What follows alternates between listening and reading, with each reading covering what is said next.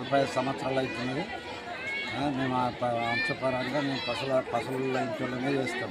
నలుగురు అన్నదమ్ములు, పశుల మల్లయ్య, చిన్నయ్య, పశుల భూమన్న, పశుల గంగధారి, నలుగురు ఇంట్లోనే చేస్తాం. ఇప్పుడు భగవంతుడి దయతోని చేస్తాం. వేల్పూర్ మండలం లక్కూర గ్రామం.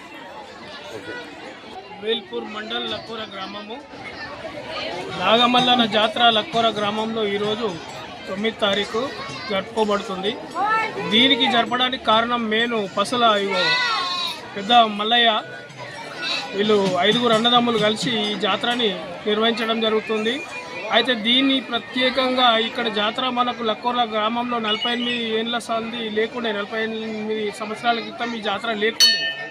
అయితే పశువుల తొంటెన్న అని ఇక్కడ పశువులు కాపరి చేస్తుండే.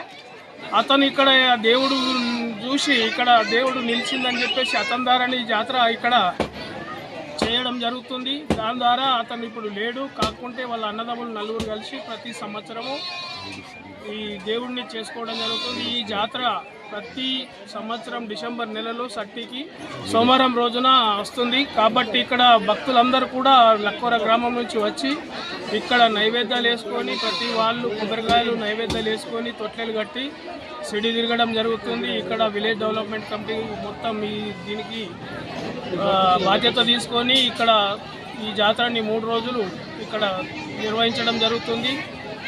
విలేజ్లో ప్రతి పక్కల చుట్ల గ్రామాల నుంచి ఇక్కడికి వచ్చి అందరూ కూడా మొక్కి వాళ్ళ కోరికలు నెరవేర్చుకుంటున్నారు. ఇక్కడ ఎవరికైనా ఏది మొక్కుకుంటే అది జరుగుతుంది అనేది ఒక నమ్మకం ఇక్కడ పెద్దగా ఉంది.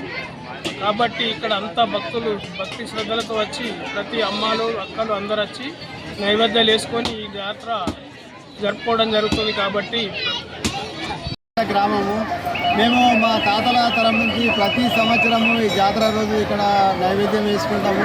మాకు అనుకున్న కోరికలన్నీ జరుగుతాయి. ఈ దేవుడి మహిమ చాలా గొప్పది. ప్రతి సంవత్సరం తప్పకుండా ఇక్కడ మేము జాతర రోజే నైవేద్యం వేస్తాము.